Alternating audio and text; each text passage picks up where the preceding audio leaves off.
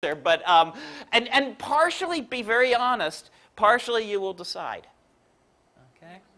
Because it's how clever all of you in the yellow shirts are is going to decide the answer to that. And that really is true, okay? Because we're not very close to the physics limit yet. The financial aspect of that is a whole other discussion that we won't go into, although I will use this as a plug towards Bill's talk. Mr. Kunzes, I've heard this earlier this year in here, and he talks about what Richard was referring to about grid parity and the pros and cons of that sort of relationship. But that's all the farther I'm going to go for now. So if there are any more questions, we get people up and out here. Real quick.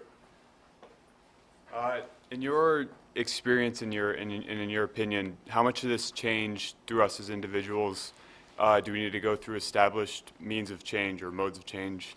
And how much through like new things like this that we can change everything? This one is, energy's everywhere and it's 10% of the economy. This is both, right? You know the story. You know the story. There are things that we can do without any help from our government, right? There is absolutely nobody standing at the door of the men's room to make sure you wash your hands when you come out. And we're not going to commission anyone to do that. We can handle this one on our own. There are things that we have to do jointly. They're just, you know, national defense. You are not going to go stand at the border with a rifle and protect us from bad guys in the world, okay? So there are things that you do individually. There are things you do collectively. Something that is 10% of the economy and underlies everything we do is going to have to be both. And I think there's no doubt about that. But a lot of it is capacity building. You know, at the point where whoever comes to put the shingles on your roof when you need new shingles says, do you or don't you want the solar cells with that while I'm here? The world has changed. And at the point where they come and say, you know, I'm going to, you know, your air conditioner burned out, do you want the insulation and the efficient heat pump, and we'll do them both while we're here. The world has changed. And so a lot of it is capacity building. I'll throw in a little plug as a realtor. This is an area I'm trying to change, and as consumers of these services and products, as you go out and around, ask this of people, whether it be the sort of bicycles you're riding, the cars you're using, you're going to buy a home somewhere down the road, start requesting these sort of things. It's frustrating from my end because as a realtor, most of them don't want to deal with it because there isn't the demand. Where does the demand come? Right here. Are there any more questions? If there is, we'll make it short and sweet. I don't mean to be rude, but we are running a little late, and I know there's a lot going on. Go ahead, come on up. Hi, I'm Matt. Just one quick thing in response to the solar. Germany, there was the day in May that they produced about half their energy from solar panels, and they're doing extremely well, and they have less solar capacity than we do. A big problem of the cost is not so much the solar panels. That's actually the smallest. That's like a small percentage of. Well, it's not a small percentage, but it's compared to other parts of the cost of installing solar in the U.S. The biggest costs are having to wait a long time to get the regulations, having to get the utility company to come in and install the inverter so that you can send it back to the grid. And then also for solar companies, they spend a whole bunch of money trying to get customers. So that's kind of the biggest problem right there. In Germany, you can call up the utility. They'll come in and do an inverter install the same day. You can have the solar guys come out the next day and do an install. In the US, it'll take months. But my question for you is, what can we look forward to with the next IPCC report? Yeah, but gut feel, so I'm not in on it. I did 2, 3, and 4, and I stepped away on 5, and we left it to some younger people. I think you're going to see greater refinement, but if you go back and look at the first one, it says we're going to see warming. If we don't change what we're doing, we're going to see rise in CO2. We're going to see sea level coming up. We're going to see some spreading of summertime droughts into certain areas. We're going to see more record high temperatures. We're going to see changes in water resources. We're going to see changes in vector-borne diseases. And it's all happening. And so they basically got it right in the 1990 one, and it's refined, it's clarified, it's sharpened in every one that comes since. But it's basically still the same story. So I'll be very surprised if you don't see CO2 makes it warmer. Changing the climate affects everything and everybody. For small changes, we have winners and losers, and we can deal with this and do better. For big changes, the losers tend to spread and expand until they dominate the system. So that's my gut feeling, is that you will see that nothing, if you heard the myth of the 1970s, oh, the scientists were warning about cooling in the 1970s, they all were scared of the ice age. If you go back and look, most of the scientific literature in the 70s says it's going to get warmer. Basically, the picture has not changed. It has been consistent, straightforward, the same answer. Mid-70s, we asked the National Academy of Sciences, I was in high school, but they said, what's going to happen? And they said, probably warming, but we're not sure. Let's do some research. In the late 70s, they said, it's warming. And every time they've been asked since the late 70s, there's been the same answer. And so this is not science that's wandering aimlessly around. It has gotten on one answer, and the science has sat on that same answer ever since. All right, well, I'm going to wrap this up at this point with a couple of things. One, as we said, please come back at 2 o'clock for Earth the Operator's Manual. The other sections are available. They are fantastic to watch, very entertaining. One part of Richard's Media Mogul setup that I did not mention, he's also a YouTube star. I understand you have how many YouTube vignettes 13 up there? of them. Where he demonstrates his musical ability and puts some new words in to explain some of the geosciences. I also would like to award you with some of the very fine fruit cobbler down there for all your talk. I don't think there's going to be much left, and yes, Bill, I did save you a piece too as well. But I thank you all for coming out. I'm going to get you out of here so you can dodge the raindrops, hopefully on your way down, get some of the hot chili, hot soup, everything that's down there, fill your belly and go inside, come back up and see Richard. Thanks for coming. Open some doors and get some air. Scott, you did a great job. So early this spring, we started talking about how there are a lot of great groups in State College that are interested, that have missions related to sustainability, whether it's energy, transportation, local food, education, any of those kind of things. We realized that there was a lot going on. And while they might know each other individually and occasionally pair with each other for a particular event, we thought that it'd be a really great thing for this community to get everyone in one place, to have a big festival to celebrate all of it, because I know there are a lot of people that are really excited about this kind of stuff, but just may not know where to find these groups or exactly what they do. So we wanted to bring them all out there, put them right in downtown where people would come by, see everything that they're doing, and hopefully find ways that they can get involved and find things that they can do in their community that they can get excited about. I started here at the Borough as an AmeriCorps member, working on environmental sustainability issues. In my time as an AmeriCorps member, we've done a lot of capacity building. We've worked on a bicycle ambassador program.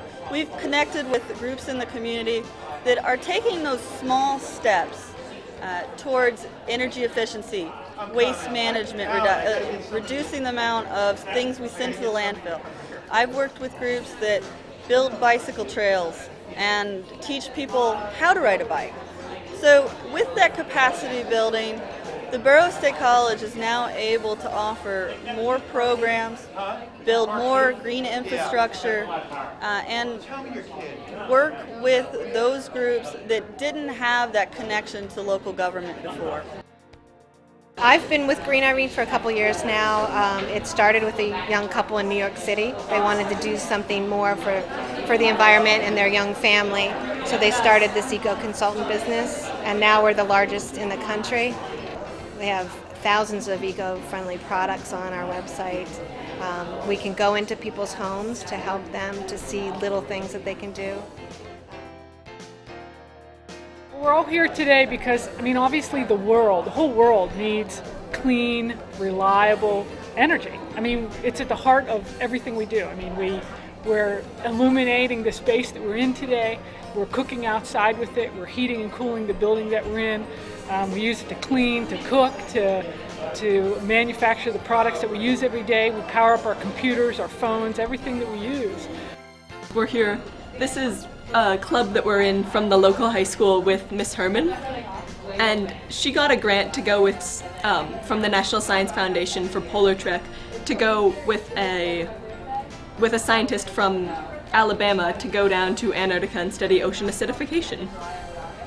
So ocean acidification is when CO2 from the burning of fossil fuels goes into our atmosphere and it mixes with the ocean to create carbonic acid, which destroys the shells of mollusks and will really affect our environment.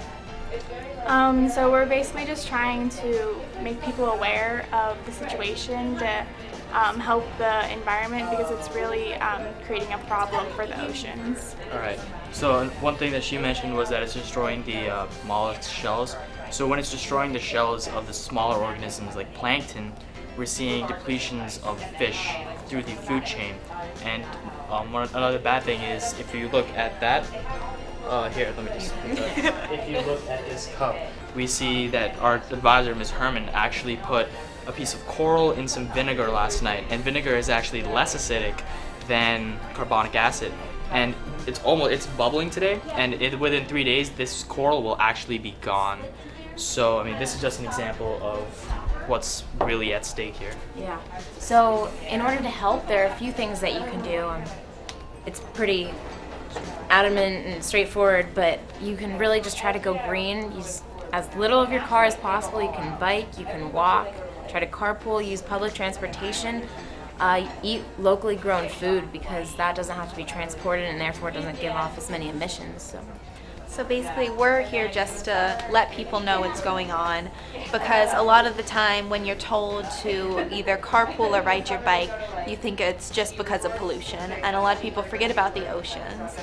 And so whenever ocean acidification is going on, either animals are losing their food or their home, so it affects the whole food chain. Yeah. Thank you.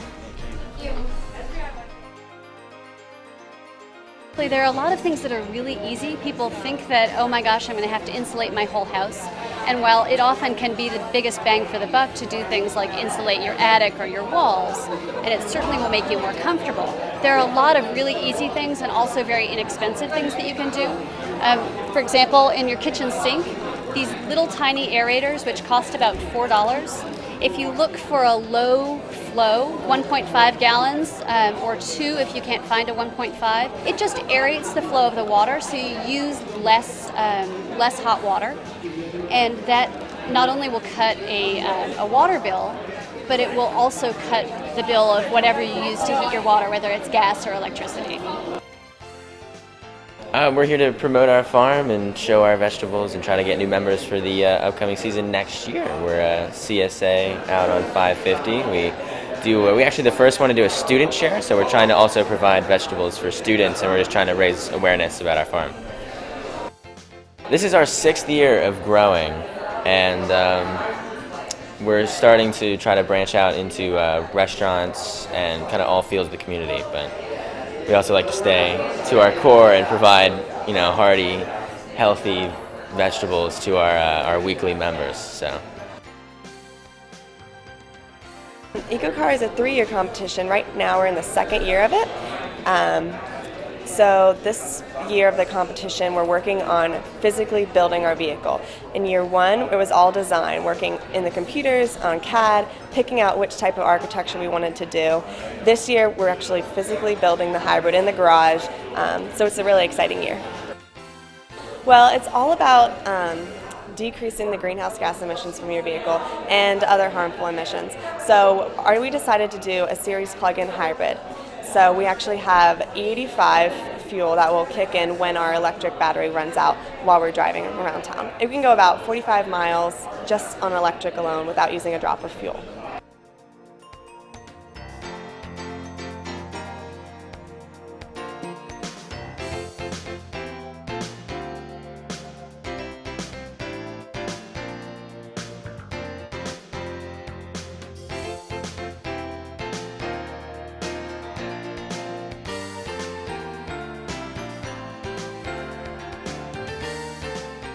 When you're looking for books, Wi-Fi, ebooks, movies, and much, much more, do you think first of all the free materials and services at SCLO Center Region Library? What do you know about SCLO? I come here with my dad for story time and to make crafts. Then I pick out my own books, movies, and puzzles and check them out myself.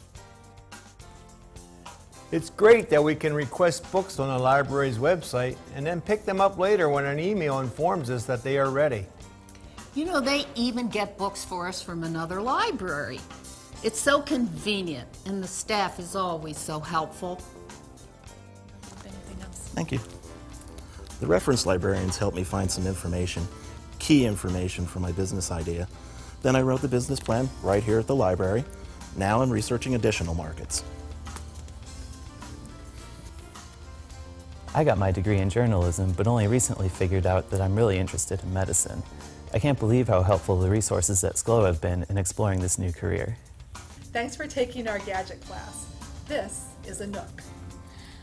I came to take one of SCLO's gadget classes to learn how to download ebooks onto my Nook.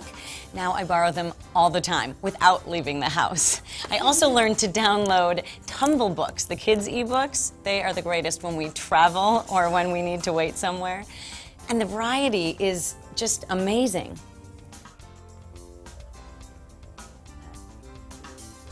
This is my favorite spot at SCLO. I love reading all the newspapers, and I was very surprised to learn that I can check out magazines. It has saved me a fortune. I use the Wi-Fi to upload my resume and search for jobs, and I found one. I love it that you can download free music on the SCLO website, and I always grab a game and a couple movies on my way out. What do you know about SCLO? Come check SCLO out for yourself at 211 South Allen Street in State College or online at sclolibrary.org. AAUW State College is much more than our annual used book sale. We are women dedicated to advancing equity for women and girls through advocacy, education, philanthropy, and research because equity is still an issue. Locally, we give to individuals by providing college scholarships, to groups by sponsoring science and math programs for middle school girls, and to the community by funding education, libraries, and more. We also support national efforts to advance our mission through research, lobbying, and fellowships. Join us today to continue our tradition of building women leaders for tomorrow.